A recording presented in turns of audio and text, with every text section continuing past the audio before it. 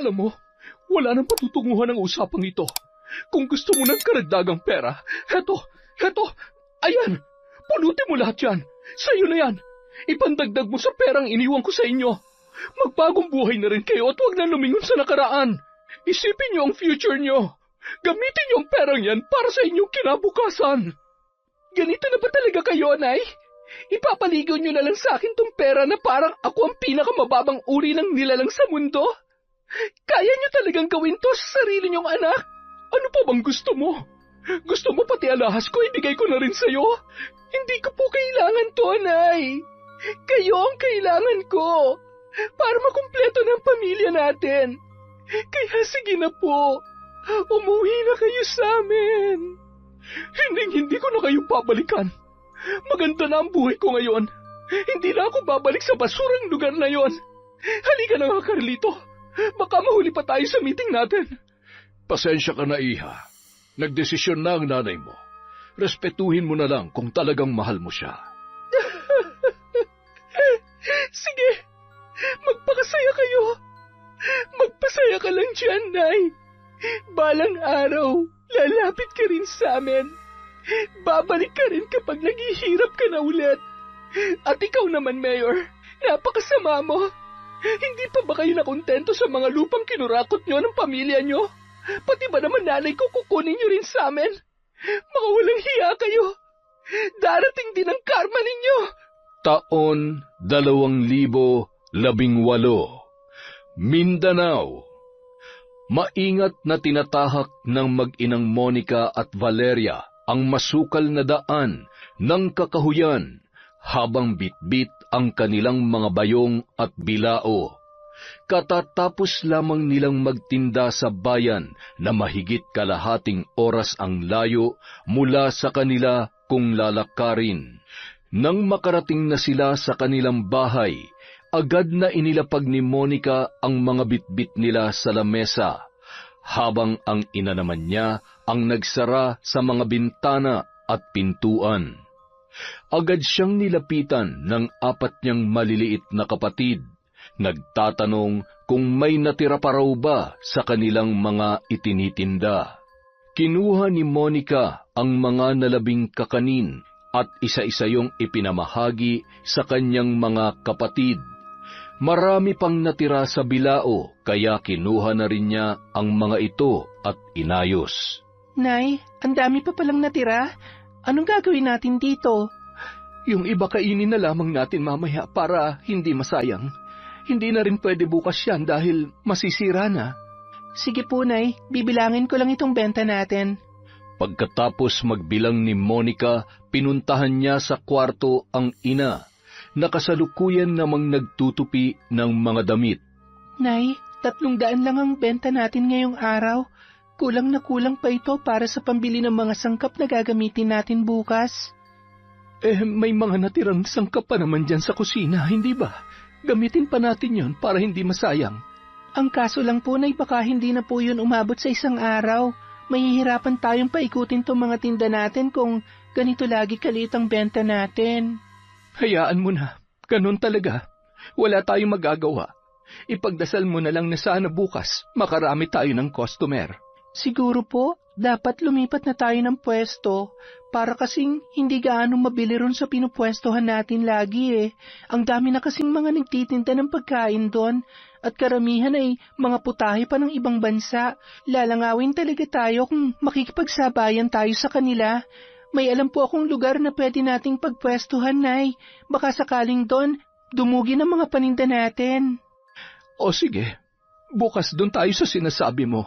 Basta kapag hindi mabili sa isa, lipat lang tayo sa iba pa.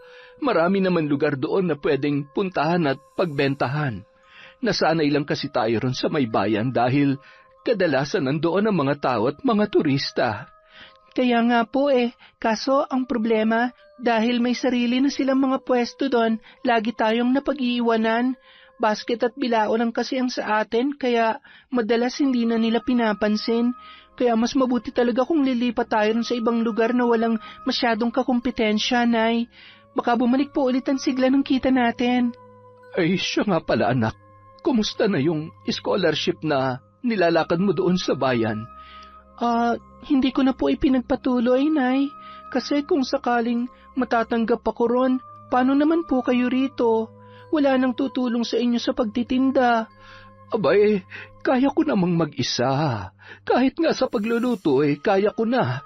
Unahin mong pag-aaral mo, anak. Yan ang huwag mong palalampasin. Lalo't sa susunod na buwan, magpapasukan na naman. Gusto kong matuloy ka na uli sa pag-aaral. Nay, 24 na po ako. Masyado na po yata ako matanda para mag-aral pa. Sa ganitong edad, halos lahat ng tao nakatapos na. Ano ka ba naman? Kailan pa naging matanda ang 24? Ang dami ga dyan, halos kasing tanda ko na rin pero nag-aaral pa at pinipilit makatapos. Alam ko namang gusto mong makatulong sa akin, pero kung gusto mo talaga akong matulungan hanggang sa hinaharap, dapat asikasuhin mo ang pag-aaral mo. Yun na lang ang pangarap ko sa iyo, ang makatapos sa pag-aaral, anak.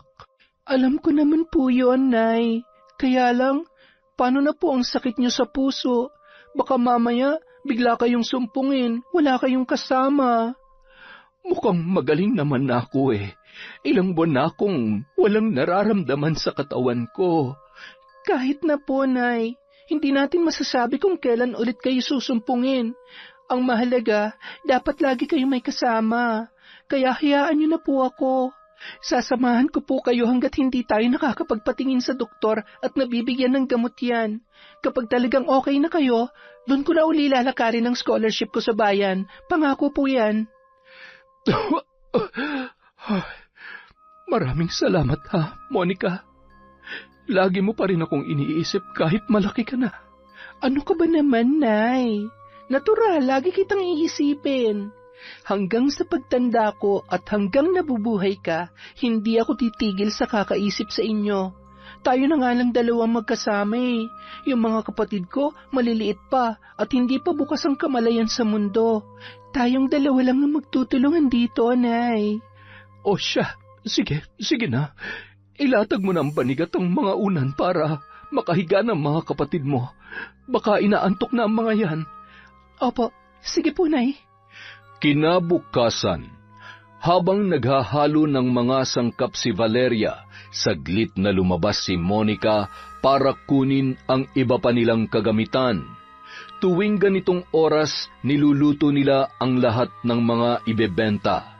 Para pagsapit ng tanghali hanggang gabi, doon na sila maglalako sa bayan para maghanap buhay. Habang dinadampot ni Monica ang ilang kawa at mga panghalo, isang lalaki ang biglang sumulpot sa kung saan. Nakasakay ito sa isang bisikleta. Nagulat siya nang makitang si Jericho, ang lalaki, ang matalik niyang kaibigan na tagabayan. Uy, Jericho! Magandang umaga! Buti na padalaw ka. Ito na pala yung bagong bisikleta ko na binili sa akin ni Kuya. Ang ganda, no? Wow, ang ganda nga. At ang laki pala. Siguro ang mahal-mahal niyan. Ngayon, hindi na ako mahihirapang pumunta rito sa inyo dahil meron na akong bike. Lagi na kitang madadalaw dito. Nako, salamat naman. Nakauwi na bang kuya mo? Oo nung isang araw lang. Tapos kahapon, binili niya agad tong bike na gusto ko. Grabe, ang swerte mo ha. Meron kayong balikbayan sa bahay ngayon. Ano, tapos na ba kayo magluto? Anong oras kayo aalis? Sabay na kayo sa akin. Ako na magdadala ng ibang mga paninda ninyo. Tamang-tama, may basket din tong bike ko. Tapos, pwede ka ring umangkas dito sa likod. Nako, siguro sa susunod na lang. Wala kasing makakasama si nanay sa paglalakad Baka biglang atakihin yon, lalo na malayo ang lalakarin namin. Ay, oo nga pala. Sige, next time ka na lang siguro umangkas kapag may libre ka ng oras. Sige. Matagal pa kami rito Nagluluto pa lang kasi kami. Mamayang tanghali pa kami makakaalis. Ganun ba? O sige, mauna na ako. Binisita lang talaga kita rito para masubukan ko rin tong bike ko. Salamat, Jericho ha. Ingat sa pagbalik sa bayan. Pagkaalis ng lalaki, doon na niya ipinasok sa loob ang mga kawa at panghalo na kinuha niya. Pagkatapos ay tumulong siyang muli sa ina sa paghahalo ng mga sangkap. Pagpunta nila sa bayan, lumipat nga sa ibang pwesto ang mag-ina at doon nila inilatag ang kanilang mga paninda.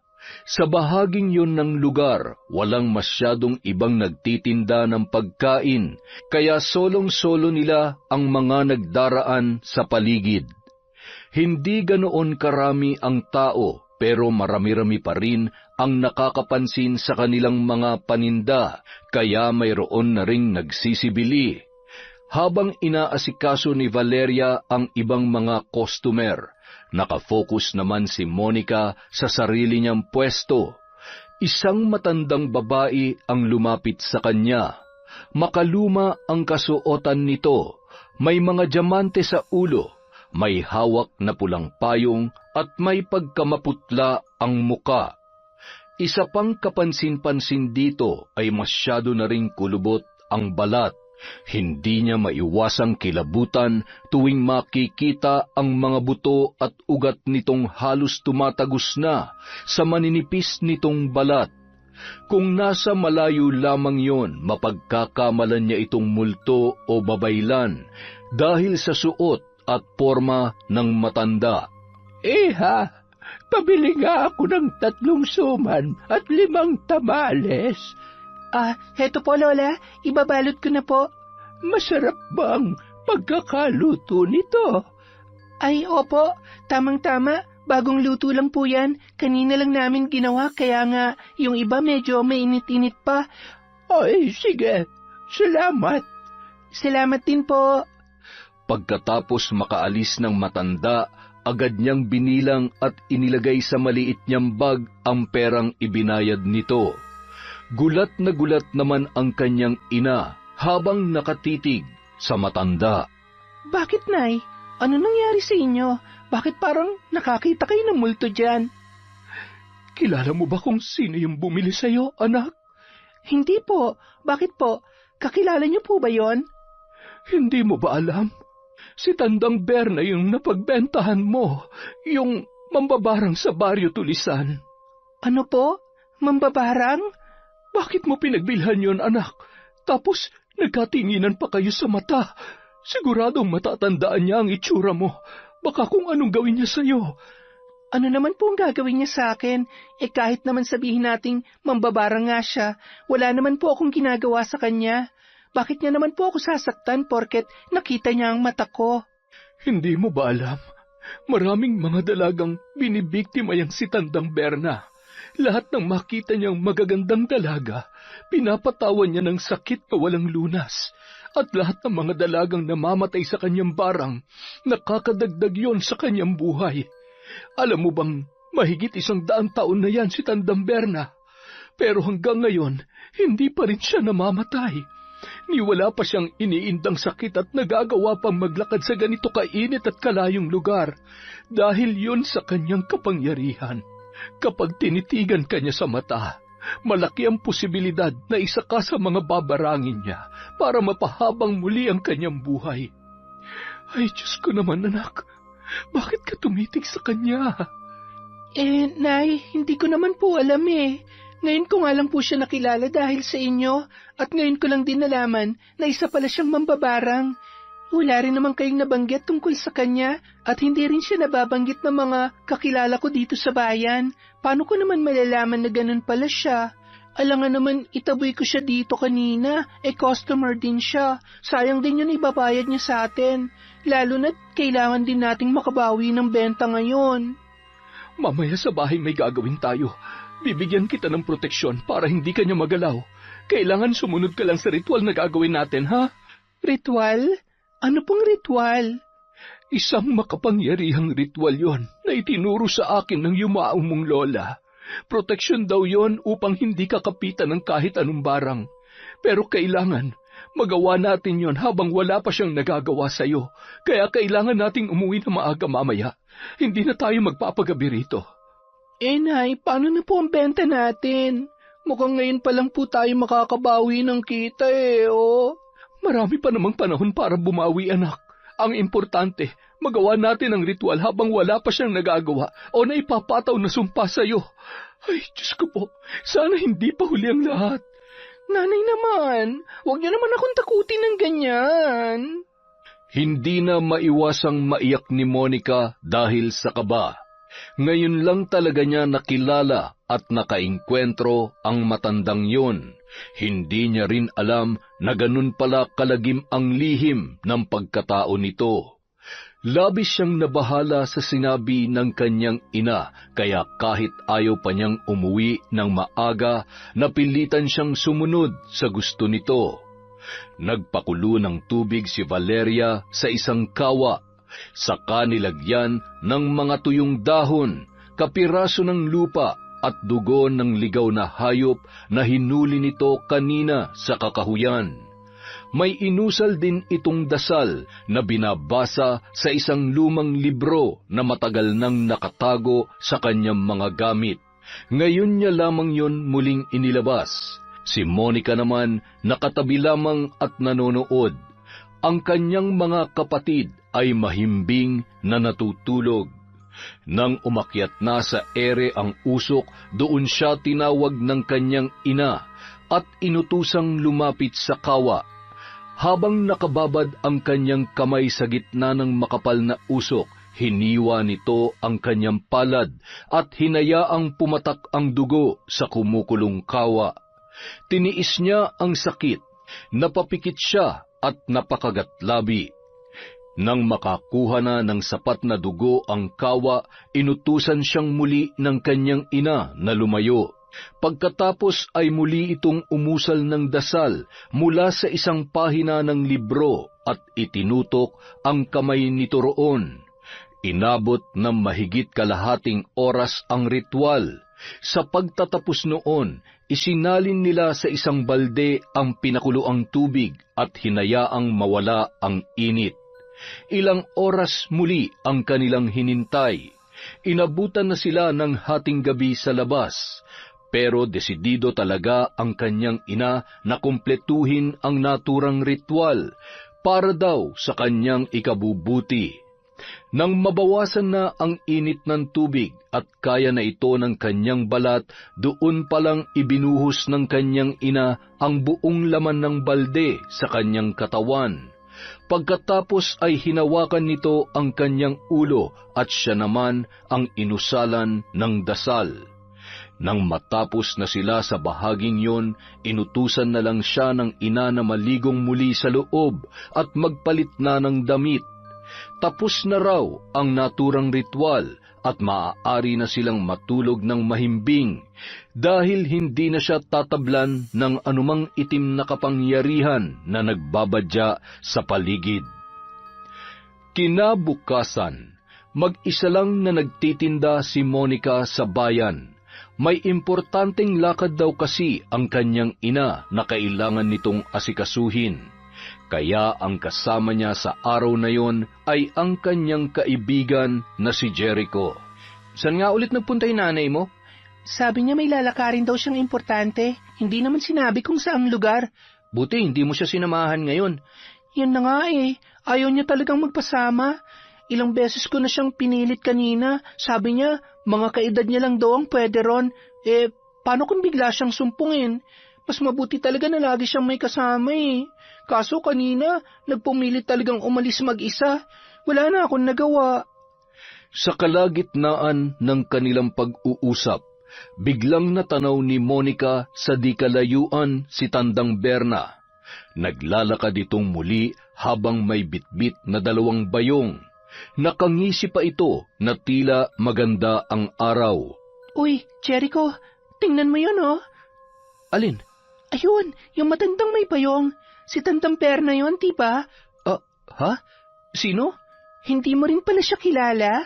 Ako rin dati hindi. Kailan ko lang nalaman ang tungkol sa kanya dahil kay nanay. Bakit? Sino ba yung matandang yun? Sabi kasi ni nanay, mambabarang daw yan at puro mga dalaga lang ang binibiktima niya. Binibigyan niya raw ng sakit o sumpa yung mga dalagang matipuhan niya. Tapos sa oras na mamatay sila, madadagdagan lalo yung buhay niya. Kaya hindi siya namamatay kahit sobrang tanda na. Talaga ba? Nakakatakot naman pala yan. Nung nakaraan bumiliin sa amin at ako napagbilhan niya.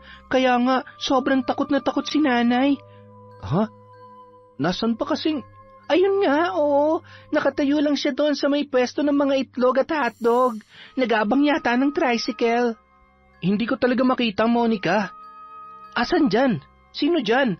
Sigurado ka? Pero wala nang ibang tao sa pwesto na yun kundi siya lang. Sigurado kang wala kang nakikita. Oo, kanina pa ako nakatingin sa pwesto na yan. Pero wala talaga akong nakikitang matanda. Ayun oh, ayun. Gumalaw siya. Naglakad na siya. Papunta siya ngayon sa tulay. Walang ibang tao sa tulay ngayon. Siya pa lang ang dadaan. Nakikita mo na? Hindi pa rin eh. Ang nakikita ko lang ay yung mga tricycle driver na nakaparada sa tabi ng tulay. Pero taong naglalakad, wala talaga akong makita, Monica. Ayun, may isang babae na may kasamang 2 bata ang umakyat sa tulay. Nasa likod lang sila ng matanda. Yung nanay na may mga kasamang bata, nakikita ko. Pero yung matandang sinasabi mo, na nasa harapan nila, wala naman talaga eh. Ano? Ibig sabihin, ako lang ang nakakakita sa kanya? Nako, Monica, hindi kaya yan din yung naririnig ko dati sa mga magulang ko? Ano yun? Anong kwento yun? Parang may narinig kasi ako sa kanila dati na may misteryosong hukluban daw na gumagala rito sa bayan natin. Nagpapakita lang daw siya sa mga babae. Wala raw kahit sinong lalaki nakakakita sa kanya. Kahit daw magpabukas pa sila ng third eye. Hindi kaya yung hukluban na yon at yung mambabarang na sinasabi mo ay iisa? Sigurado ka? May nabanggit silang ganun sa'yo? Isang hukluban na sa babae lang nagpapakita? Oo, sabi mo kasi matandang babae nakikita mo. Ano ba mga hukluban? Hindi ba't matatanda rin? Kaya naisip ko lang na baka iisa lang sila. Grabe, kailangan malaman ni nanay to. Ano kaya meron at bakit ako lang o kami mga babae lang ang nakakakita sa kanya? Pati kasi si nanay nakita siya nung bumili sa akin eh. Pero wala siya nabanggit na sa mga babae lang siya nagpapakita. Grabe, umagang-umaga natatakot tuloy ako. Paano pa ako niyan makakauwi sa amin mamayang gabi? Hating gabi na nang makauwi si Valeria sa kanilang tahanan. Kahit inaantok, matyagang hinintay ni Monica ang pagdating ng kanyang ina. Oh, anak, bakit gising ka pa? Ang mga kapatid mo? Pinatulog ko na po sila, Nay, kanina pa po. Oh, bakit ikaw hindi ka pa natutulog? Hindi mo na sana ako hinintay dahil talagang gagabihin ako. Siyempre, nag-aalala po ako sa inyo. Baka kasi bigla kayong sumpungin ng inyong sakit. Mahirap na at walang tutulong sa inyo. Kaya nagpapabalik-balik talaga ako rito sa labas. Nako, pasensya ka na anak ha. Napaghintay pa kita. Sige, pasok na tayo sa loob at nang makapagpahinga na tayo. Saan po pala kayo galing, Nay? Bakit sobrang tagal niyo yata? Ay, wala. May nilakad lamang akong importante. Bagong pagkakakitaan. Kaso hindi pa sigurado kung matatanggap ako.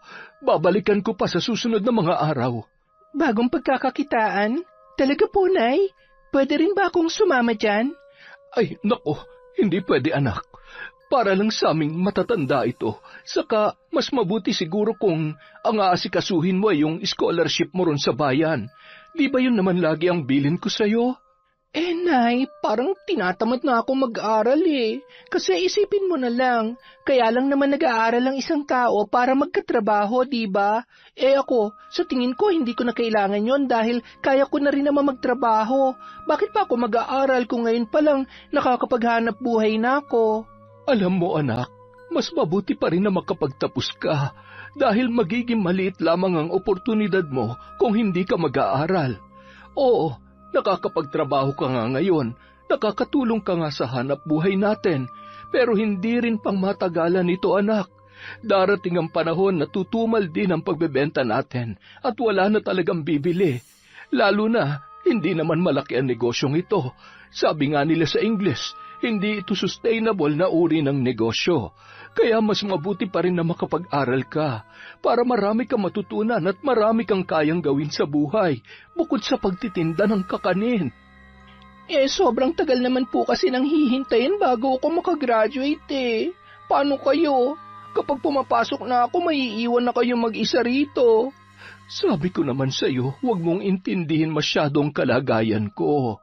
Ayos naman na ako anak. Kaya ko na magtrabaho ulit at bumiyahe ng malayo. Saka, kapag natuloy ako rito sa bago kong papasukan, mas malaki ang kikitain ko. Makakapagpagamot na rin ako ng maayos. Kaya huwag mo na akong intindihin, ha? Mas isipin mo ang sarili mo ngayon. Yun ay kung gusto mo talagang makatulong sa akin. Ay, sige na nga po. Pero Nay, may sasabihin nga pala ako. Ano yon, anak? May nalaman po ako kay Jericho kanina. Nakita ko kasi ulit yung tandang Berna na sinasabi ninyo, yung mambabarang. Alam niyo po ba, hindi siya nakikita ni Jericho. Ako lang ang nakakakita sa kanya. Talaga? Opo, sinabi niya rin sa akin na hindi raw niya kilala yung mambabarang na yon, pero may kinukwento raw sa kanyang pamilya niya tungkol sa matandang hukluban na sa mga babae lang daw nagpapakita at wala raw lalaking nakakakita sa kanya. Eh di ba, Nay, natatandaan niyo, nakita niyo rin si Tandang Berna na bumili sa akin? Ibig sabihin, pareho natin siyang nakikita dahil babae tayo. Pero nung sinubukan ko siyang ituro kay Jericho, hindi siya nakikita ng kaibigan ko. Ibig sabihin, meron pang iba sa pagkatao na matandang yon bukod sa pagiging mambabarang. Ano kaya yun, Nay? Ay, ewan ko. Huwag mo na lamang isipin yun, anak. Malas lang sa buhay yung ganoon. Eh, alam niyo po ba yung tungkol doon? Na sa babae lang siya nagpapakita? Hindi pa. Pero huwag mo nang alamin ang tungkol doon. Huwag mo na lamang pakialaman ang buhay ng iba. Ang importante, nabasbasan na kita ng proteksyon. Magdasal ka na lang palagi at umiwas sa mga ganyang usapin, ha? Hindi na nakasagot pa si Monica. Medyo naninibago siya sa inaasta ng kanyang ina. Dati kasi, pagdating sa ganitong usapin, ay labis ito nag-aalala para sa kanya. Pero ngayon, parang wala na itong ganang pag-usapan yun at tila wala na rin itong pakialam sa bagong impormasyon na kanyang nalaman. Inisip niya na baka pagod lamang talaga ang kanyang ina at gusto na rin na magpahinga. Nang mga sumunod na araw, lalo pang napadalas ang pag-alis ng kanyang ina at kadalasan ay gabi na itong nakakauwi. Tuwing magtatanong siya, ang lagi nitong idinadahilan ay tungkol daw sa bagong trabaho na kanyang pinapasukan. Tuwing babanggitin naman niya ang tungkol sa mambabarang na si Tandang Berna, lagi nitong iniiba ang usapan. Hindi niya maintindihan kung bakit bigla na lang itong umiiwas doon at tila hindi na ito nag-aalala para sa kanya. Lalo't madalas pa naman niyang makita ngayon ang matandang hukluban sa bayan. Dahil nga sa lagi niya itong nakikitang naglalakad kung saan-saan, ibig sabihin ay batid din ng matanda na nakikita niya ito. Tila sinasadya nitong magpakita sa kanya sa hindi malamang kadahilanan. At tuwing ituturo niya naman ito kay Jericho, laging hindi nakikita ng lalaki ang matandang babae. Hindi niya na tuloy maiwasang kilabutan tuwing matatagpuan muli yon sa bayan. Isang araw, ang nanay naman niya ang mag-isang nagtinda sa bayan.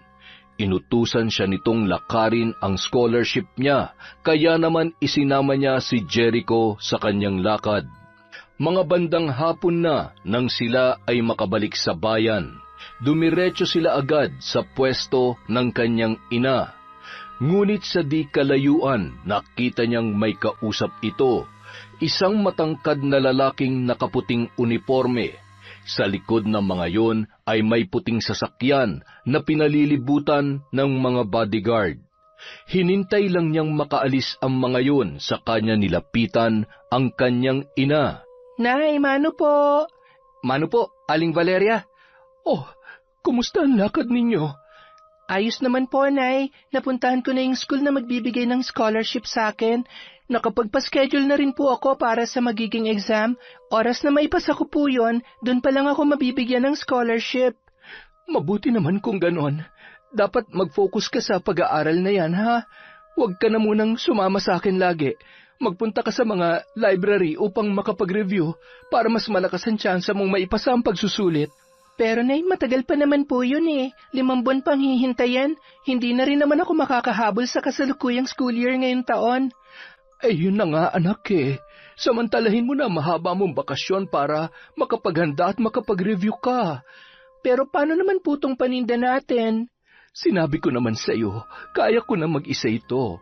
Saka kapag naman natuloy na yung papasukan kong trabaho, hihinto na rin ako rito kaya wala ka nang dapat alalahanin. Pero Nay, hindi niyo po mayaalis sa akin na mag-alala. Monica, siguro ako na lang munang sasama sa nanay mo habang wala ka. Ha? Sigurado ka? Paano pamilya mo? Ano na lang ang sasabihin nila? Nako, kilala naman nila kayo eh. Lalo na si Aling Valeria. Saka kapag nalaman nilang tumutulong ako rito, lalo pang matutuwa ang mga yun dahil sa wakas, may gagawin na rin daw akong makabuluhan sa buhay ko at hindi puro gala lang. Siguraduhin mo lang na aalagaan mo mabuti si nanay, ha? Ano ka ba naman, anak? Malaki ang tiwala ko kay Jericho. Kayang-kaya na namin ito. Basta ikaw, huwag mong susuwayin ang gusto ko, ha? Mag-focus ka muna sa paghahanda mo ngayon para sa iyong exam. Paglaanan mo ito na mahabang oras at panahon. Opo, Nay. Maraming salamat po. Hindi ko po kayo bibiguin. Nang sumunod na linggo, nagulat si Monica sa pag-uwi ng kanyang ina. Marami kasi itong pasalubong para sa kanila. Tuwang-tuwa ang kanyang mga kapatid at halos mag-agawan sa mga plastik na bitbit ni Valeria. Nay, ba't ang dami naman nito? San po galing itong mga damit at pagkain? Anak, natanggap na kasi ako rin sa bago kong trabaho. Medyo malayo-layo nga lang yung lugar kung saan ako nalagay, pero sulit naman dahil malaki ang sweldo. Saka, lingguhan lang din. Ibig sabihin, kada linggo, may maiuwi ako rito. Talaga po? Ba't ang bilis naman po yata? Nako, ang tagal nga eh. Kita mo naman nung mga nakaraang buwan ko pa inaasikaso ito, pero ngayon lamang ako nakapagsimula. Ibig sabihin po ba niyan, ihinto nyo na yung pagtitinda natin? Siguro anak, mas mabuti kung magpahinga ka na muna ngayon at mag-focus ka sa pagre-review mo. Huwag ka na magtinda bukas. Hindi na natin kailangang bumilad sa araw para magtiis sa kakarampot na kita. Ngayong may trabaho na ako, mas mabubuhay na tayo ng maayos dito. Masaya po ako para sa inyo, Nay. Kaso medyo nakakalungkot lang din dahil iiwanan na pala natin ang pagtitinda. Mamimiss ko ang pagluluto natin araw-araw. Ako rin naman, anak. Pero di hamak na mas maganda ito, hindi ba? Mas mabubuhay tayo rito. Bukod sa makakaahon na tayo sa hirap, makapagpapagamot na rin ako ng maayos. Mabibigyan ng matinong mga gamot, kaya hindi mo na rin kailangan mag-alala sa akin. Lalo na kapag naglalakbay tayo sa bayan, isipin mo na lang, tapos na ang paghihirap natin. Kaso nga lang po, palagi na kayong mapapalayo sa amin. Tuwing gabi na lang namin kayo makikita. Hindi gaya dati, araw-araw tayong magkakasama. Ganon talaga. Minsan, may mga pagkakataon na kailangan mo ring mahiwalay at mapalayo sa magulang mo para matuto kang mamuhay mag-isa at tumayo sa sarili mong mga paa. Saka hindi naman ako mawawala eh. Gaya nga ng sabi mo, araw-araw pa rin ako makakauwi rito. Hayaan niyo po, Nay. Mag-aaral ako ng mabuti para kapag nakapagtrabaho na ako, kayo naman ang magpapahinga. Ay, huwag mo munang isipin yan. Basta magpakasaya ka lang sa kung anong meron ka ngayon. Hindi lahat ng bata ay katulad mong nabibigyan ng ganitong pagkakataon. Kaya sulitin mo ang bawat sandali. Dahil kapag matanda ka na, baka magsisikat na isin mong bumalik sa dati. Sa ganito, kaya huwag ka magmamadali sa buhay, anak. Maglibang ka lang hanggat maaari. Salamat po, Nay. Palagi niyo nalang pinapagaan ang loob ko. Sige po, tulungan ko na po kayo dyan. Makalipas ang 2 linggo, muli itong nag-uwi ng maraming pasalubong sa kanila. Pagkatapos may bahagi ang mga ito sa kanyang mga kapatid, niyaya siya ng ina na pumasok sa loob ng kwarto. Doon nito ipinakita sa kanya ang limpak-limpak na salaping nakalagay sa isang malaking maleta. Hala, Nay, saan po galing yan? Bakit sobrang dami naman po? Sweldo niyo po ba yan? Hindi, anak. Bigay lang ito ng amo ko. Sobrang bait kasi niya at nang malaman niyang sitwasyon natin, inabutan niya ako ng ganito kalaking tulong. Saka hindi lang akong binigyan niya nito, pati na rin yung mga katrabaho ko, lahat kami. Grabe naman, Nay. Ano po bang klaseng trabaho yan? Parang sobra naman yata ang amo ninyo at ganyan talaga siya kalaking mamigay ng pera? Hindi na importante yun, anak. Ang mahalagay makakabangon na tayo sa hirap. Kung tutuusin nga, pwede na tayong umalis sa liblib na lugar na ito eh. Kayang-kaya ko na kayong bigyan ng matino at malaking bahay. Salamat po, Nay. Pero parang hindi pa po ako handang umalis dito eh. Alam niyo namang dito rin nakalibing si tatay sa likod ng bahay natin. Ayoko pa rin pong malayo sa kanya. Naiintindihan ko. Kaya naman ilalaan ko na lang itong pera para sa iyo, anak. Para sa iyo lahat ito. Para sa akin po? Para ito sa pag-aaral mo. Kahit magkaroon ka na ng scholarship, sigurado kong marami ka pa rin namang magiging gastos sa ibang mga bagay, lalo na sa pagkain mo at sa pang-araw-araw mong buhay. Kaya naman inilaan ko talagang lahat ng ito para sa iyo. Para pagdating ng panahon, may sarili kang pera na magagamit mo sa lahat ng kailangan mo at para na rin sa mga kapatid mo. Kaya sana, alagaan mo ito mabuti ha. Gastusin mo sa tamang paraan at wag mo ring gugutumin ang iyong mga kapatid. Grabe naman po ito, Nay. Paano na po kayo? Bakit ibinibigay niyo lahat sa akin to? Anak, wala kang dapat ipag-alala sa akin. May sarili rin akong pera, basta para sa iyo lang talaga itong daladala ko. Kaya sana tanggapin mo na, at wag mo na lamang akong tanggihan. Sige po, hindi ko po ito tatanggihan, Nay. Pasensya na kayo. Nagulat lang talaga ako dahil sobrang biglaan po kasi nito eh. Alam nyo naman po na pangarap lang natin to dati, pero ngayon, nasa harapan na natin. Kaya nga burahin mo na sa isip mo ang lahat ng alalahanin. Tapos na ang problema natin. Wala ka ng ibang dapat isipin kundi ang pag-aaral at kinabukasan mo. At habang nandito pa ako, sana tanggapin mo lang lahat ng mga ibinibigay ko sa iyo dahil malaking tulong din to para sa landas na tatahakin mo at sa mga kapatid mo. Hindi ko po kayo bibigoin, Nay. Gagamitin ko po sa tama ang perang ito, Nay. Pangako po yan. Maraming salamat, anak. Sige, balikan mo na mga kapatid mo sa sala. Magliligpit lang muna ako rito, ha? Sige po, Nay. Maraming salamat po ulit. Pagkatapos niyang yumakap sa ina, lumabas na siya ng silid at bumalik na sa kanyang mga kapatid na nagkakasiyahan pa rin sa sala. Hindi na niya nakita ang pagpatak ng luha ni Valeria habang pinagmamasdan ang perang ibinigay sa kanya. Nang sumunod na linggo, maagang umuwi ang kanyang ina kasama si Jericho.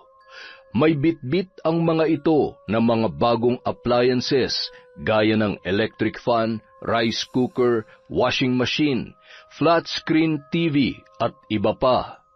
Gulat na gulat si Monica nang makita ang mga yun, habang ang kanyang mga kapatid naman ay tuwang-tuwa at nagtatalunan pa sa sala. Nay, saan niyo ho nakuha ang mga yan? Nakuha ko lang sa trabaho, anak. May naganap kasing palaro sa kumpanya namin. Nagkataon na akong may pinakamaraming nabunot, kaya heto lahat yun.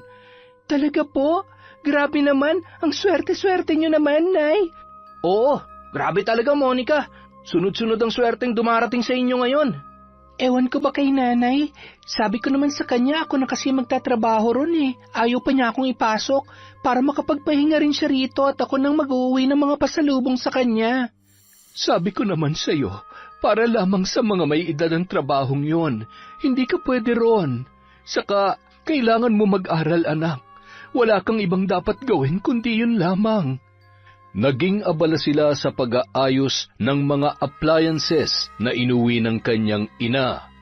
Pagsapit naman ng hapon, muling umalis si Valeria. May lalakarin daw ito sa bayan at hindi na raw nila kailangang sumama. Naiwan pa rin si Jericho roon para tulungan siya sa iba pang mga gamit. Buti pa kayo ng nanay mo, umaasenso na. Kami sa bayan nagtitiis pa rin sa mga lumang kagamitan eh. Nako, medyo nagtataka na nga ako kung saan nakukuha ni nanay ang lahat ng ito eh. Para bang sobrang bait naman yata ng amo niya para bigyan sila ng ganito kalalaking tulong, tapos ayaw rin naman niyang sabihin ng malinaw sa akin kung ano ba talaga yung trabaho niya. Hindi ba dapat maging masaya ka na lang dahil umuulan na ng biyaya sa inyo? Ayaw mo pa ba yun? Tapos, hindi nyo na rin kailangan magtinda sa bayan araw-araw at sumabak sa initan. Lalo lang magkakasakitan nanay mo ron, di ba? Alam ko naman yon. Kaya lang, hindi ko talaga lubos maisip kung anong klaseng trabaho ba talagang pinasukan ni nanay at bakit ganito na ng kalalaki ang mga inuuwi niya. Alam mo, parang gusto ko na nga magduday eh. Sana nga lang, hindi galing sa iligal ang mga ito. Grabe ka naman, illegal talaga. Nakakalimutan mo na yata ang lahat ng mga pangaral sa iyo ng nanay mo.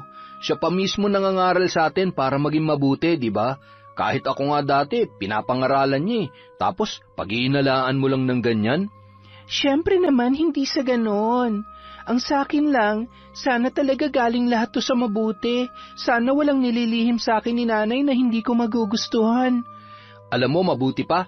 I-enjoy mo na lang lahat ng biyayang tinatamasa nyo ngayon. Maging masaya ka na lang din para sa nanay mo. Dahil nakahanap na siya ng trabaho kung saan masaya siya. At hindi kailangan magpakapagod ng sobra. Oh, last na pala tong washing machine. Tulungan mo na nga lang akong madala to sa likod ng bahay nyo para matapos na tayo. O sige, halika na. Pagkatapos nilang pagtulungang buhatin ang washing machine patungo sa likod ng bahay, nagbalik sa sala si Monica para ligpitin ang mga karton na pinaglagyan ng mga yon. Habang pinupulot niya ang mga kalat, wala sa loob niya na napasulyap siya sa nakabukas na pinto. Ganoon na lamang ang pagkagulat niya nang masilayan si Tandang Berna sa di kalayuan. May dala itong payong na itim habang tila nakatanaw sa kanyang kinaroroonan. Kinilabutan si Monica. Nais sana niyang tawagin si Jericho pero naalala niyang hindi nga pala ito nakikita ng mga kalalakihan. Siya na lang ang tumayo at sinubukan itong lapitan. Subalit bago pa siya makalabas, biglang nagsara ang pintuan. Lalong kumabog ang kanyang dibdib. May ilang segundo siyang hindi nakagalaw sa kanyang kinatatayuan hanggang nanginginig na ang kanyang katawan. Nang sa wakas ay mabuksan niyang muli ang pintuan, wala na ang matandang babae sa kinatatayuan noon. Ang nakita niya na lamang doon ay isang uwak na di kalaunan ay lumipad na rin papalayo. Sa takot ay naisarado niyang muli ang pintuan. Dali-dali siyang nagpunta kay Jericho na nasa likod bahay pa rin. Jericho, may sasabihin ako. Oh, ano yun? Bakit parang namumutla ka dyan? Yung matandang babae, si Tandang Berna, nakita ko ulit siya. Talaga? Nasaan? Nawala rin agad eh, pero malakas ang kutob ko. Yung mga pagpapakita niya nitong mga nagdaang buwan, sa tingin ko may ibig ipahiwatig yon. At sa tingin ko rin, sinasadya niya magpakita sa akin. Ha? Bakit naman? Dati kasi, nakikita ko lang siya sa mga pampublikong lugar sa bayan. Pero ngayon, pati dito sa lugar namin, nagpapakita na rin siya. Kaya sa tingin ko talaga, may ibig siyang iparating sa akin. Pero hindi ko naman alam kung ano. Bakit naman magpapakita siya sa'yo? Magkakilala ba kayo? Ano naman kaya ang kailangan niya? Yun na nga rin ang ipinagtataka ko eh. Kaya lang naman ako, medyo hindi natatakot sa kanya dahil nabigyan na ako ng proteksyon ni nanay laban sa kapangyarihan niya. Pero kung patuloy siya magpapakita ng ganito, hindi ko alam kung hanggang kailan tatagal tong proteksyon ginawa sa akin ni nanay. Mabuti pa, konsultahin mo nanay mo tungkol dyan. Baka may alam siya. Pati ako magtatanong din mamaya sa magulang ko at sa mga kakilala namin pag uwi ko. Baka sakaling may alam din sila. Salamat, Jericho, ha? Maraming salamat. Hindi niya na napigilang mapaiyak sa kaibigan dahil sa sobrang takot. Napayakap na rin ito sa kanya at hinagod ang kanyang likod para gumaan ang kanyang pakiramdam. Nang mga sumunod na linggo, nagkaroon ng 1 linggong leave si Valeria sa trabaho nito. Kaya ipinasyal niya ang kanyang mga anak sa malalayong lugar at pasyalan. Saglit na nakalimutan ni Monica ang lahat ng kanilang problema, lalo na ang takot na dulot sa kanya ng pagpapakita ng matandang mambabarang. Pagkatapos ng kanilang pamamasyal, nagpahinga silang muli ng ilan pang araw sa kanilang bahay. Dahil wala pang pasok ang kanyang ina, naisipan nitong samahan siya sa lahat ng gawaing bahay. Gaya ng lagi nilang ginagawa dati, nagluto rin sila ng iba't ibang mga putahe para sa kanyang mga kapatid. Sobrang dami nilang ginawa, kaya tuluyan na ngang nabura sa kanyang isip ang lahat ng kanyang mga problema. Naging masaya siya sa napakahabang oras na binigay na ito ng kanyang ina sa kanila. Hanggang isang araw, naabutan niyang may inaayos ang kanyang ina sa kanyang bag. Nay, saan po kayo pupunta? May bibilhin lamang ako sa bayan, anak. Yun palang almusal nyo. Nandoon na sa lamesa. Kumain na lang kayo paggising ng mga kapatid mo, ha? Kailan po pala kayo ulit papasok, Nay? Parang ang tagal na nang naging bakasyon nyo, ha? Sa susunod na linggo na rin.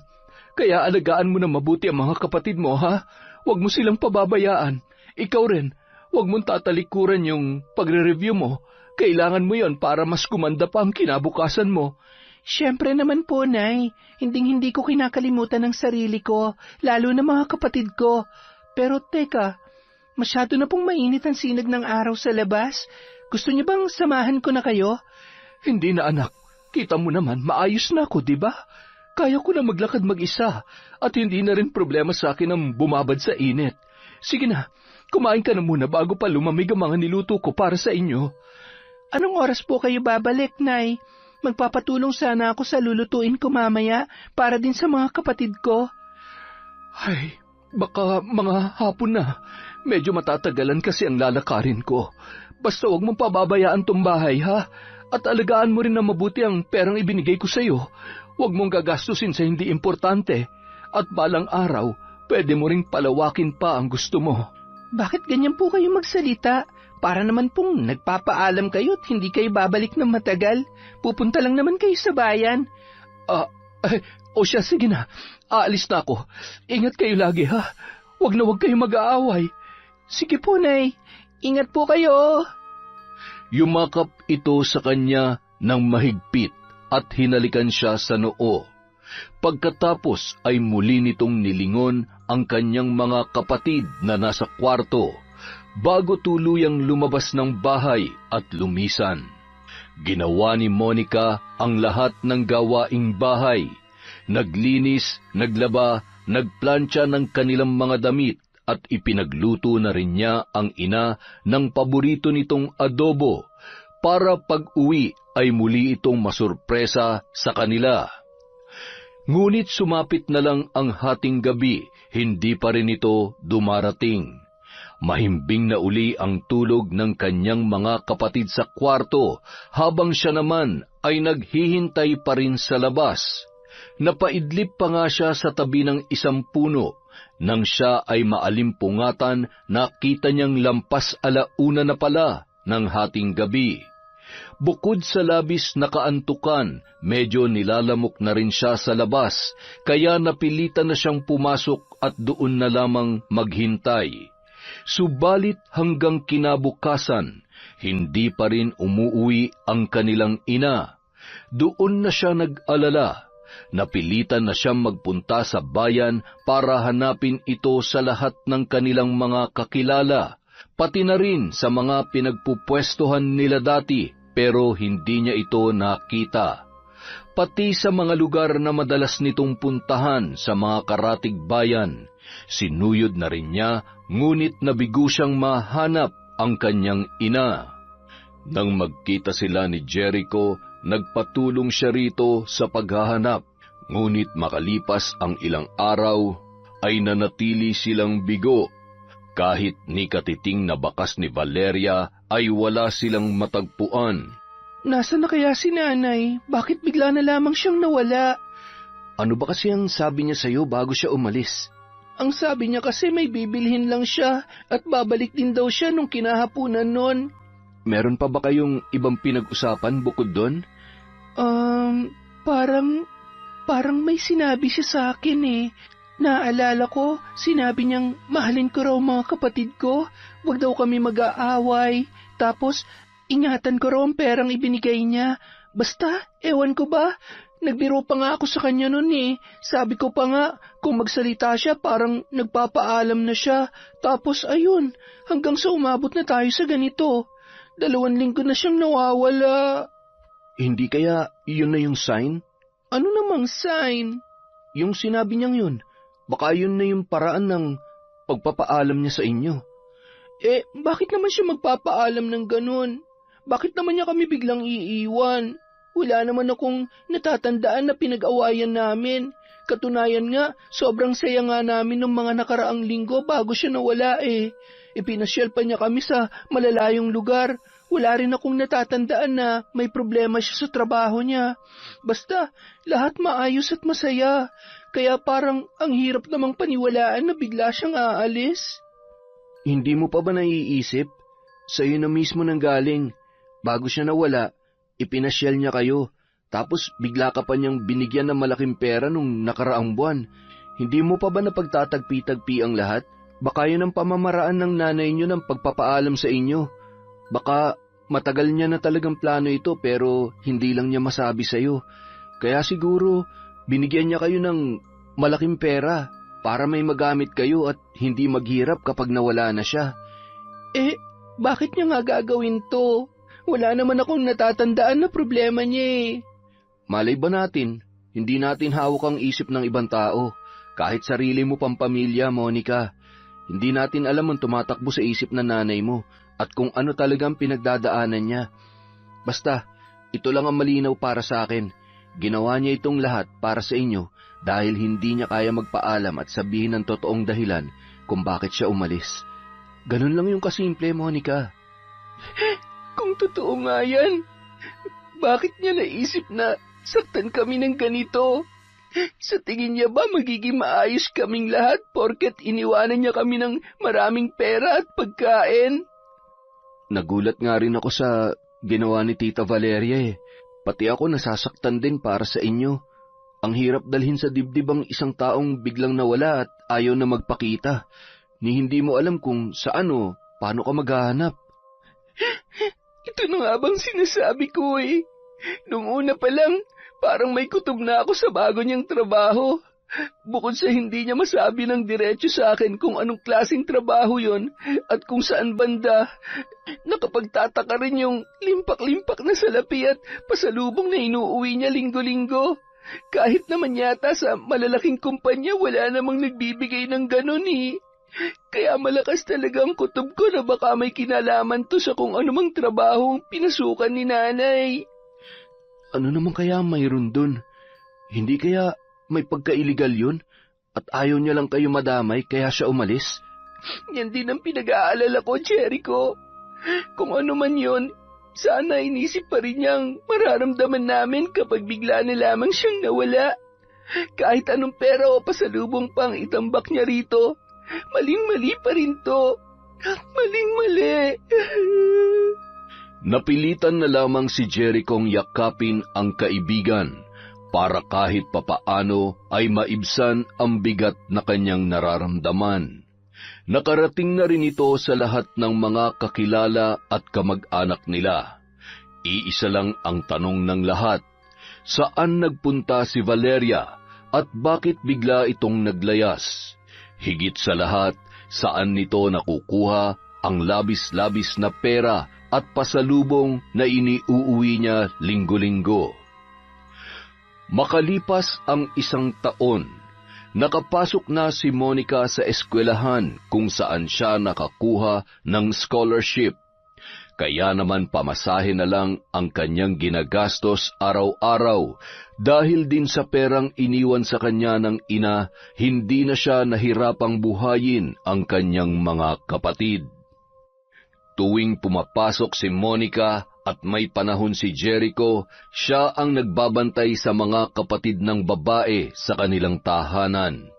Binibigyan niya na lang ito ng pagkain at kaunting halaga.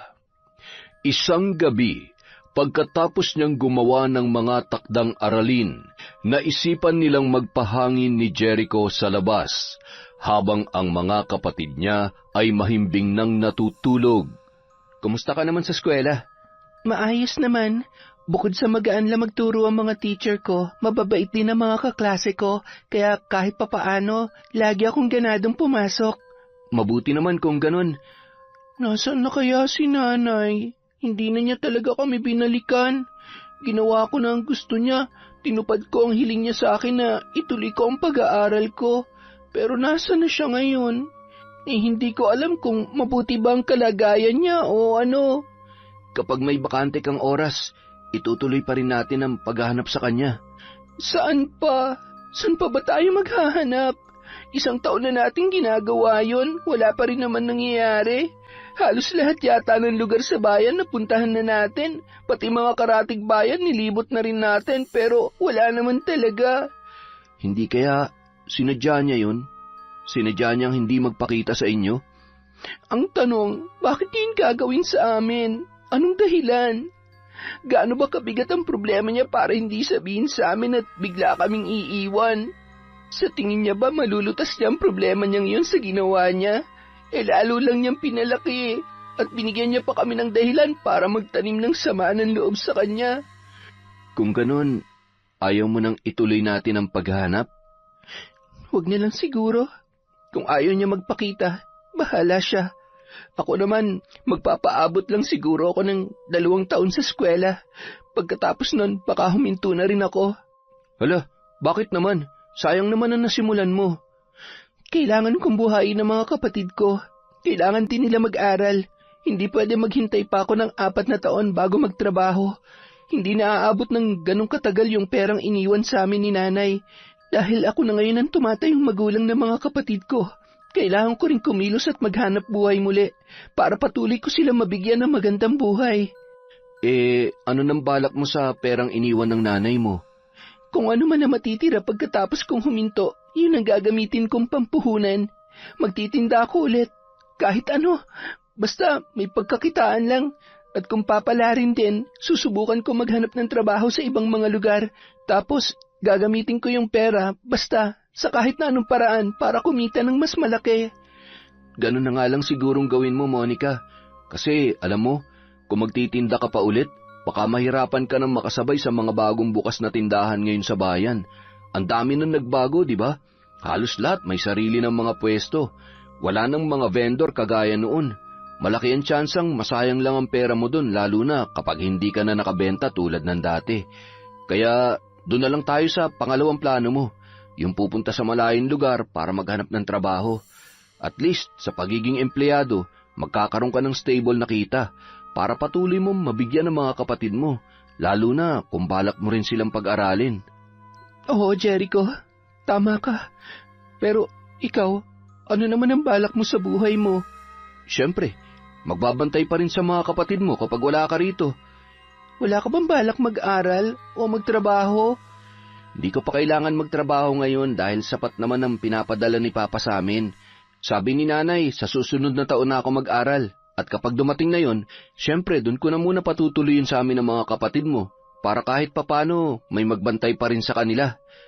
Maraming salamat, Jericho, ha? Buti ka pa, hindi ka nang iiwan sa lahat ng aming mga pinagdaraanan. Hindi tulad ni Nanay. Sarili kong dugo at laman, iniwan kami na parang isang basura. Hayaan mo na, maaayos din ang lahat. Ipagdasal mo na lang na sana, hindi pa yun ang huling pagkikita ninyo. Yan lang lagi ang isipin mo. Walang imposible sa mundong ito, Monica.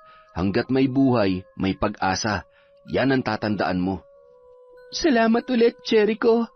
Sana hindi ka magbago. Sana lagi ka lang ganyan.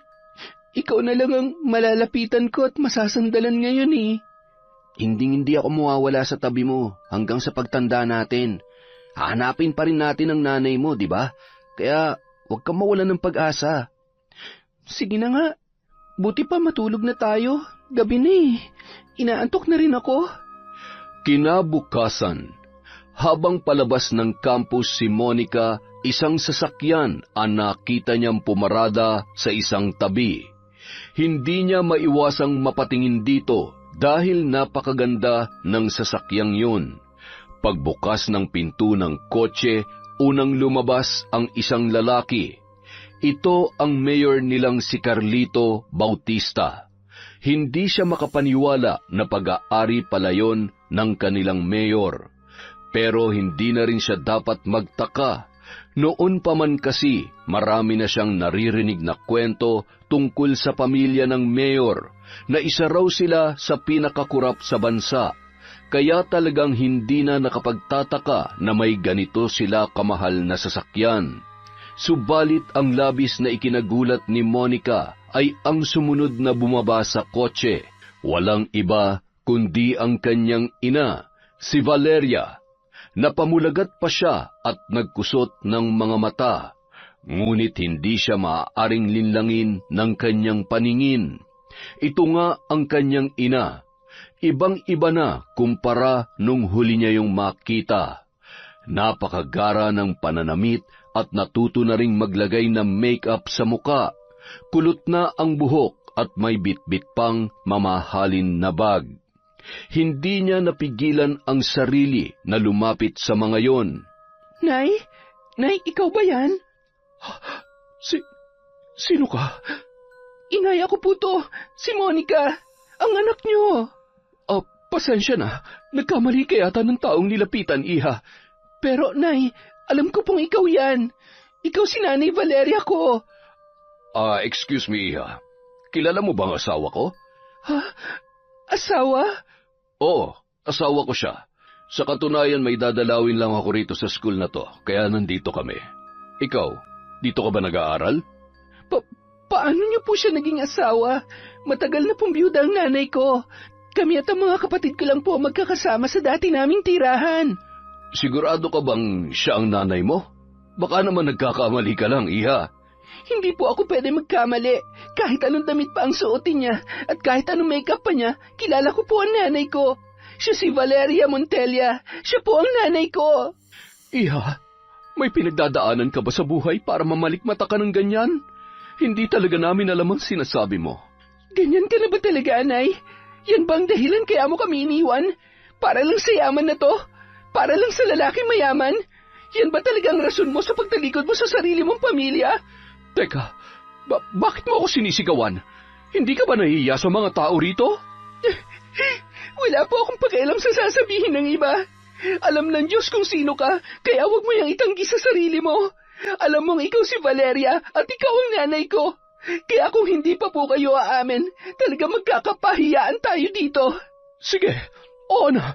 Aaminin ko na. Ako nga ang nanay mo, pero dati yon, hindi na ngayon. Kaya kalimutan mo na ang lahat. Nag-iwan ako sa iyo ng malaking pera, kaya gamitin mo yon para makapagbagong buhay kayo. Ano?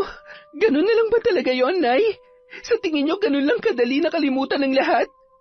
Alam niyo ba kung anong ginawa niyo? Hindi nga kayo nagpaalam sa amin bago kayo umalis. Binigla niyo kami. Pinaasa niyo kami. Pinagmukha niyo kaming tanga sa loob ng 1 taon nagkakahanap sa inyo.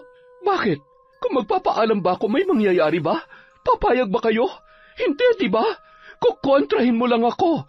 At bakit naman po kasi kayo biglang aalis at mangiiwan? Sino ba matinong magulang na iiwan ng gano'n ng kanyang mga anak para lamang sa karangyaan? Hindi niyo man lang ba inisip ang pwedeng maging epekto sa amin nito? Lalo na sa mga kapatid ko na maliliit pa. Wala pa silang kamuwang-muwang.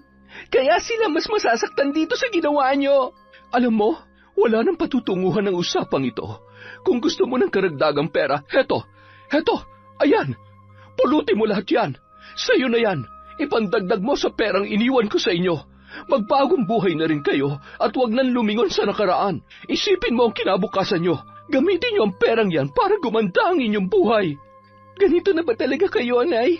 Ipapaligo nyo nilang sa akin ng perang to na parang akong pinakamababang uri ng nilalang sa mundo? Kaya nyo talagang gawin to sa sarili nyong anak? Ano pa bang gusto mo? Gusto mo pati alahas ko ibigay ko na rin sa'yo? Hindi ko po kailangan yan. Ang kailangan ko po kayo. Para makumpleto ng pamilya natin. Kaya sige na po, Nay. Umuwi na po kayo sa amin. Hindi ko na kayo babalikan. Maganda na ang buhay ko ngayon. Hindi na ako babalik sa basurang lugar na yon. Halika na, Carlito. Baka mahuli pa tayo sa meeting natin. Pasensya na, bata. Nagdesisyon na nanay mo. Kung talagang mahal mo siya, ang mabuti pa, respetuhin mo na lang. Sige, magpakasaya kayo. Magpakasaya ka lang dyan, Nay.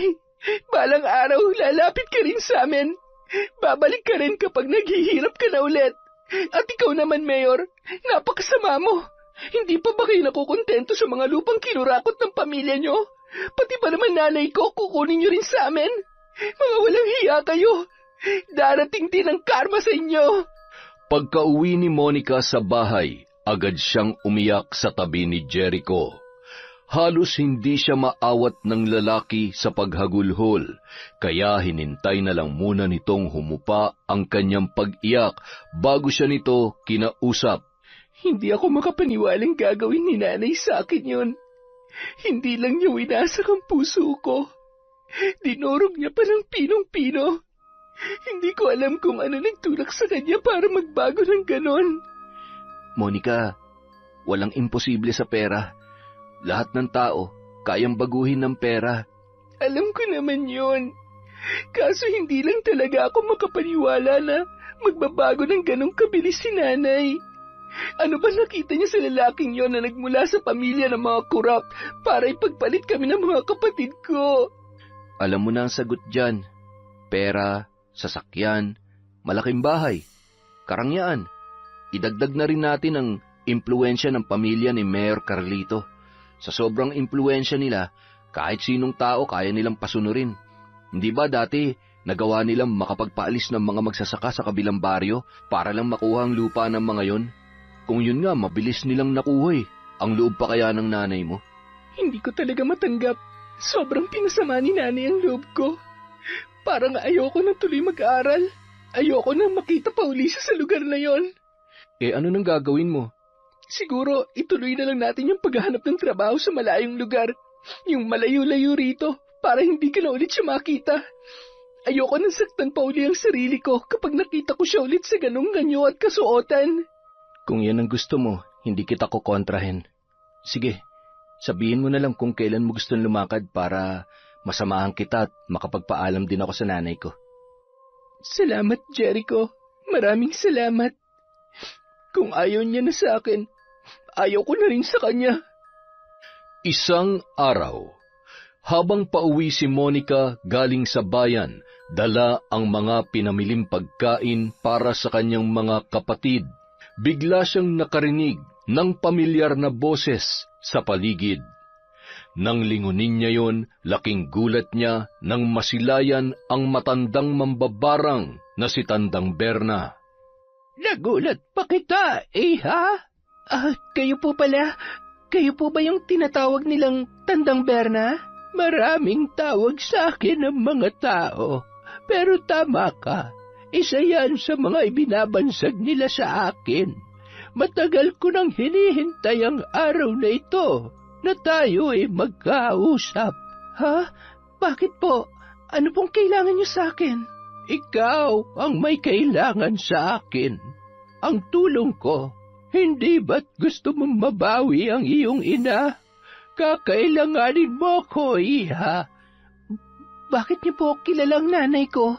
Lahat ng mga babae rito ay kilala ko. Marami na rin akong natulungan sa kanila. Kabilang na ang nanay mo nung wala ka pa sa mundong ito. Ano po? Paano niyo po siya natulungan? Hindi na ito maaalala pa ng iyong ina. Pero nung dalaga pa siya, meron siyang naging nobyo na mapang-abuso at tinangka siyang gahasain. Sa akin siya nun lumapit para gumanti sa lalaking yon.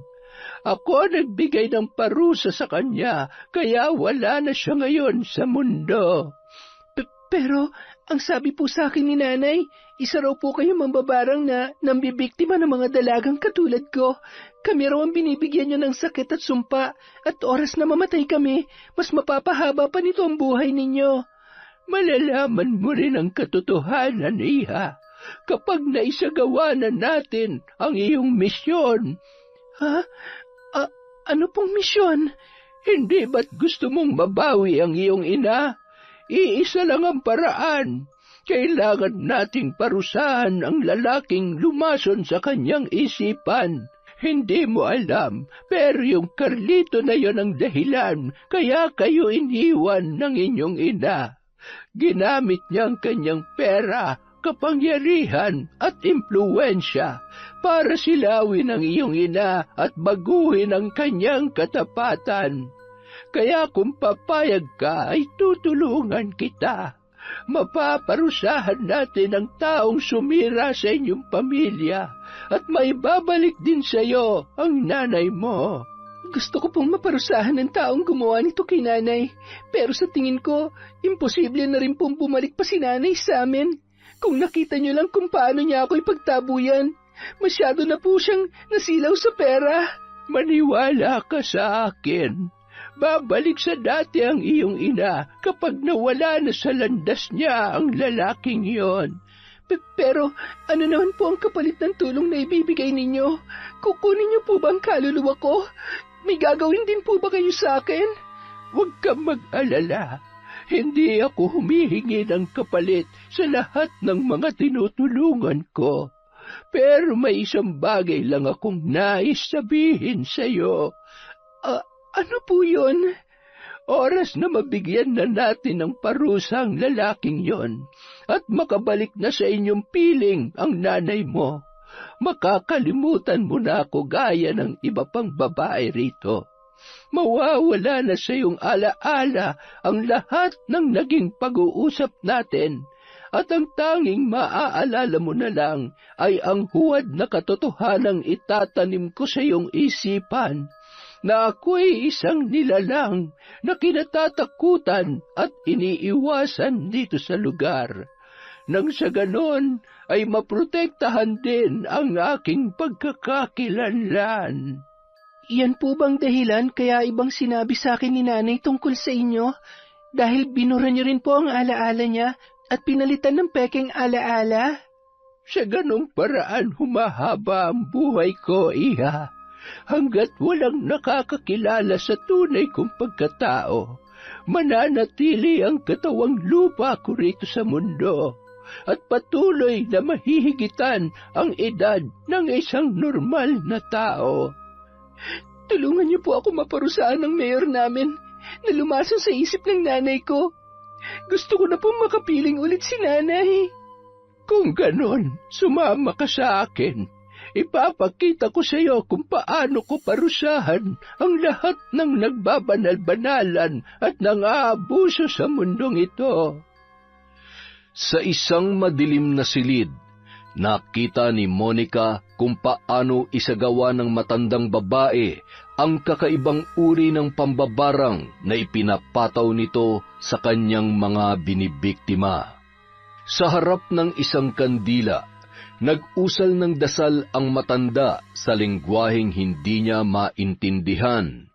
Pagkatapos ay tinusok nito ng karayom ang isang daliri at pinatakan ng dugo ang hawak na kutsara. Itinapat nito ang kutsarang may dugo sa ibabaw ng kandila at nang magsimula na yung kumulo at bumula, ibinuhos niya ang dugo sa loob ng isang garapon na punong-puno ng mga patay na dahon at lupa. Makalipas ang ilang sandali, nagulat si Monica nang maglabas ng buhay na daga ang matanda. Malaking daga yun at lumilikha ng ingay habang nagpupumiglas sa kamay ni Tandang Berna. Bahagya siyang napayuko nang biglang hiwain ng matanda ang tiyan ng daga at hinayaang bumulwak ang sariwang dugo at laman. Pagkatapos ay hiningi nito sa kanya ang isang litrato ni Mayor Carlito na nakuha niya sa internet. Gamit ang pulang tinta, may isinulat si Tandang Berna sa likod ng litrato. Pagkatapos ay itinupi niya yon at isiniksik sa loob ng tiyan ng naturang daga. Pagkatapos ng ilang minutong pag-usal nito ng panibagong orasyon, isinilid niya ang daga sa loob ng garapon. May inilabas itong mga insekto mula sa isang garapon na mas maliit. Isinalin nito ang mga yon sa malaking garapon at hinayaang papakin ng mga ito ang katawan ng daga.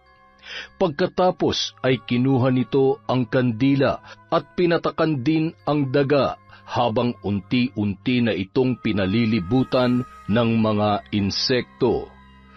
Pagkasara ni Tandang Berna sa garapon, nagpasama ito sa kanya sa likod ng bahay at mula roon, inilibing nila sa lupa ang naturang garapon. Naglabas ng patalim ang matanda at hiniwa ang palad nito. Pagkatapos ay hinayaan pumatak ang dugo sa lupa habang patuloy sa pag-usal ng mga orasyon. Maya-maya, humarap na sa kanya ang matanda. Bilog na ang buwan, iha. Maaari ka nang umuwi sa inyo at matulog ng mahimbing, sapagkat simula bukas, magtatapos na ang iyong paghihirap. Sumunod na lamang sa kanyang sinabi si Monica kahit kinikilabutan pa rin siya sa bawat nakikita niya sa kanyang paligid. Lalo na sa enerhiyang kanyang nararamdaman na nagmumula sa matanda. Hindi niya malaman kung tao ba ang kanyang kausap o isang espiritu. Samantala, habang abala naman si Carlito sa mga papeles na kanyang pinipirmahan, pumasok sa kanyang opisina si Valeria, dala ang kapeng kanyang ipinatimpla. Maraming salamat, mahal. Tapos ka na ba dyan? Malapit na. Konti na lang itong mga papeles na inaasikaso ko. Pagkatapos nito ay makakauwi na tayo at maitutuloy na natin ang bakasyon natin sa Palawan. Nag-empake na pala ako ng mga gamit natin kanina. Hindi na kasi ako makapaghintay. Alam mo naman, unang beses ko makakapunta sa ganoong kalayong lugar. Sobrang sabik lang talaga ako, mahal. Huwag ka mag-alala. Tatagalan natin ang bakasyon doon para mas ma-enjoy mo ang buong lugar. Marami akong mga alam na pasyalan doon na siguradong ikatutuwa mo. O sige, hindi na muna kita abalahin para matapos ka na agad dyan. Babalik na muna ako sa baba at aasikasuhin ko ang trabaho ko ron. Sige, mahal. Maraming salamat din, lalo na rito sa kape. Ngunit bago pa makaalis si Valeria sa opisina, bigla na lamang sumikip ang dibdib ni Carlito. Tila nahihirapan itong huminga. Agad niya yung nilapitan at hinagod-hagod ang likod. Ngunit ilang sandali pa, bigla na lang may lumabas sa bibig nito. Isang malaki at matabang daga. Balot na balot yun ng sariwang dugo at malapot na laway. Kasunod noon ang sunod-sunod na pagsuka ng dugo ng lalaki. Napatras si Valeria at nagsisigaw. Agad siyang nagtawag ng tulong mula sa labas. Hanggang sa makarating sila sa ospital, panay ang iyak ni Valeria at ng pamilya ng lalaki. Kritikal daw ang lagay nito at kasalukuyan pang sinasalba ng mga doktor. Maya-maya, lumabas na ang doktor na sumuri sa lalaki. Ikinalulungkot ko pong sabihin pero hindi na po namin naisalba si Mayor Carlito. Marami pong dugo ang nawala sa kanya dahil sa pagsusuka niya kanina. Humihingi po kami ng paumanhin. Lumakas ang iyakan sa paligid. Si Valeria naman napaluhod na lamang habang hindi malaman ang gagawin. Hindi siya makaiyak dahil mas nangingibabaw sa kanya ang labis na gulat at sindak. Unang araw ng burol ni Mayor Carlito. Bagamat marami ang tao na nais dumalaw, isinara muna nila ang public viewing para magkaroon sila ng pansamantalang katahimikan. Mga malalapit na kaanak lang muna ng lalaki ang pinayagang makapasok sa loob. Tahimik na nakasilip si Valeria sa kabaong. Ngunit ilang sandali pa may napansin siya sa bangkay ni Carlito. Parang may gumagalaw sa butas ng ilong nito. Nang ilapit niya ang mukha rito, laking gulat niya nang may lumabas na insekto roon. Akala niya ay hanggang doon lamang yun. Ngunit bago pa siya makagawa ng susunod na aksyon, sunod-sunod nang naglabasan ang mga insekto sa iba pang butas ng katawan ng lalaki, kabilang na ang tainga, bibig, ilong, at pati na rin sa mata. Nagsisigaw si Valeria, nakatawag pansin ng mga bisita ang kanyang boses, pati sila ay napalapit na sa kabaong. Ganoon na lamang ang pagkasindak nilang lahat nang makita ang pagkarami-raming insekto na nagkakagulo sa loob habang ang iba ay patuloy na lumalabas sa katawan ni Carlito. Sa isang iglap lang, binalot ng lagim at matitinding sigawan ang loob ng bahay. Makalipas ang 1 linggo, pagkalibing ni Carlito, kinausap ni Valeria ang mga magulang ng lalaki. Nagulat siya sa sinabi ng mga ito. Valeria, simula ngayon, makakaalis ka na sa bahay namin. Ano po yun? Bakit naman po? Patay na si Carlito. Wala nang dahilan para manatili ka pa rito. Lalo na't hindi naman talaga kayo kasal. Hindi kayo ganap na mag-asawa, kaya wala kang karapatan sa lahat ng yaman niya. Pero bakit naman po? Oo, hindi pa kami kasal ni Carlito, kasi nga nagpaplano pa lamang kami. Alam niyo namang sobrang naging abala siya sa pagiging public servant, kaya isinantabi muna niya ang plano naming kasal. Pero itutuloy din po namin yun kung hindi lang nangyari ito. Ngayon wala na siya. Hindi na matutuloy ang plano niyong yan kahit kailan. Kaya ang mabuti pa'y umalis ka na. Pero nagmahalan din po kami ni Carlito. Hindi naman pwedeng wala akong makuha kahit kaunti. Nakita mo na, kahit ikaw, pera lang din ang habol mo sa kanya. Kaya makakaalis ka na. Kalimutan mo na lahat ng utang na loob mo sa kanya.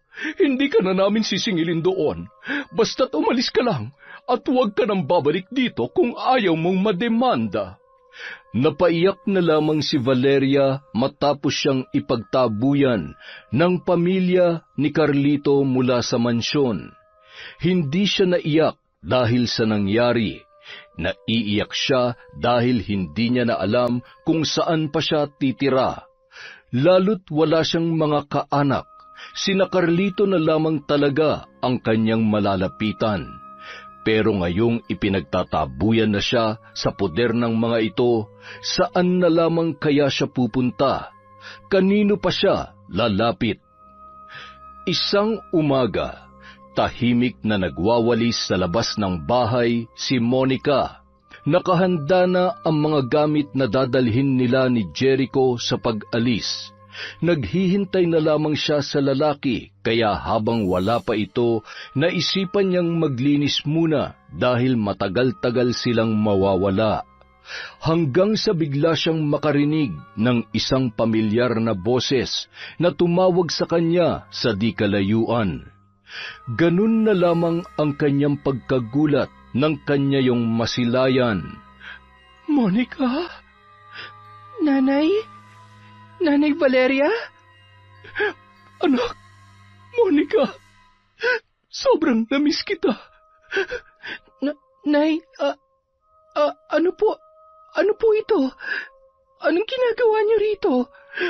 Anak, pasensya ka na kung matagal akong nawala. Sana'y mapatawad mo ko. Pagkatapos nilang mag-usap at magkumustahan, pinapasok niya na ang kanyang ina sa loob para makita rin ang kanyang mga kapatid. Ilang minutong iyakan ang namagitan sa kanilang lahat bago muling nakapagsalita ang kanyang ina.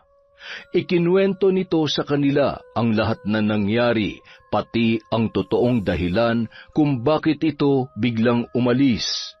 Ang totoo niyan, matagal na kaming may kasaysayan ni Mayor Calisto, anak, at napakalaki ng utang ko sa kanya. Dati, siya talaga ang nobyo ko, pero lagi kami nag-aaway. Halos hindi matapos ang pagtatalo namin. Dagdag pa yung masamang pag-uugali ng mga magulang niya. Kaya naman bago pa kami magtagal, iniwanan ko na agad siya at nagpakalayo-layo ako. Doon ko nakilala ang tatay mong si Ferrer. Pero hindi ako makapaniwala na kahit matagal na panahon na kaming nagkahiwalay, hinanap pa rin ako ni Carlito. Gusto niyang magkapalikan ulit kami. At nung magkasakit ang kapatid ko, sinamantala niya ang pagkakataon. Siya ang gumastos sa ospital, pati sa operasyon. Kaya nagkaroon patuloy ako ng utang sa kanya. At nang isilang ka, siya rin ang nagbigay sa akin ng kaunting tulong para mabuhay ka namin. Dahil noong mga panahong yun, nagkasakit naman ang tatay mo, kaya hindi na siya makapagtrabaho. At nang mawala na si Ferrer, si Carlito pa rin ang sumagot sa lahat ng pagpapalibing. Hindi na ako nakatanggi ng mga panahong yon kasi walang-wala talaga tayo. Ang katunayan nga, pati yung puhunan na ginamit ko dati para makapagtinda tayo ay galing din sa kanya. Hanggang isang araw, bigla niya akong binalikan dito at nais niya raw ako maging asawa. Kapag daw hindi ako pumayag, sisingilin niya muli ako sa lahat ng utang ko sa kanya at pati kayo balak niyang idamay sa madidilim niyang plano. Kaya naman wala akong nagawa dahil ayoko may mangyari sa inyo, anak. Napilitan na akong sumama sa kanya kahit alam kong masakit. Noong mga panahong yon, pinilit kong makibagay sa mundo nila. Pinilit kong baguhin ang sarili ko para lang matanggap ako ng mga magulang niya.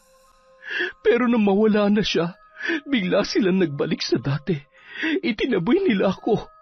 Kaya wala na akong nagawa kundi pumalik dito. Kaya anak, muli akong lumuluhod sa harapan mo para humingi ng kapatawaran. Sa inyong lahat ng mga kapatid mo, sana'y matanggap niyo pa rin ako. Labis kong pinagsisisihan ang nangyari. Sana'y mabigyan niyo ako ng isa pang pagkakataon para maisaayos itong pamilya natin. Ang mahalaga po, Nay, nakabalik na kayo sa amin. Huwag po kayong mag-alala. Pinapatawad ko na po kayo. Kahit nung pamampo, wala rin ako ibang pinagdarasal sa Diyos, kundi sana'y magkita pa tayong muli at mabuo pang pamilya natin. Kaya salamat din po dahil naisipan niyo pa kaming balikan. Makakaasa kayo na sa pagkakataong ito. Hindi na ako aalis. Sa hirap at sa ginhawa, kahit magdildil pa tayo ng asin, hindi ko na kayo iiwan. Pangako yan, mga anak. Pangako. Matapos magyakapan ng mag-ina, yumakap na rin sa kanila ang mga maliliit niyang kapatid. Doon lang muling nakumpleto ang kanilang pamilya. Nang sumunod na araw, nakatakda silang umalis muli ni Valeria para sa bagong negosyo na kanilang itatayo. Habang naghihintay siya sa labas, laking gulat niya nang masilayan sa di kalayuan ang isang matandang hukluban. Nagulat si Monica kung hindi siya nagkakamali sa kanyang naaalala, yun si Tandang Berna, ang matandang mambabarang sa kanilang lugar na nagpapakita lamang sa mga babae. May dala yung payong at isang bayong habang nililipad ng hangin ang suot nitong lumang palda. Magkahalong takot at pagtataka ang bumalot sa pagkatao ni Monica. Nagbalik sa kanyang alaala ang mga naririnig niyang usap-usapan tungkol dito, na lumalapit lang daw ito sa mga dalagita na gaya niya para magpataw ng sumpa o barang. Ang mga buhay at kaluluwa raw nila ang kinukuha nito para manatili itong buhay sa mundo. Kahit lagpas 100 taon na ang kanyang edad, yun lang ang tanging natatandaan ni Monica. Nakaramdam siya ng kilabot, kaya bago pa magtagpo ang kanilang mga mata, agad niyang inalis ang tingin dito at pumasok na sa loob ng kanilang bahay. Sumandal siya sa isang tabi saka nag-sign of the cross para humingi ng proteksyon sa may kapal na pinaka makapangyarihan sa lahat. Yon! Isa na naman pong malupit na kwento sa Kwentong Enteng. Maraming salamat po. Sa susunod na po uli ang shoutout natin. Maraming salamat ulit sa walang sawang suporta sa Kwentong Enteng.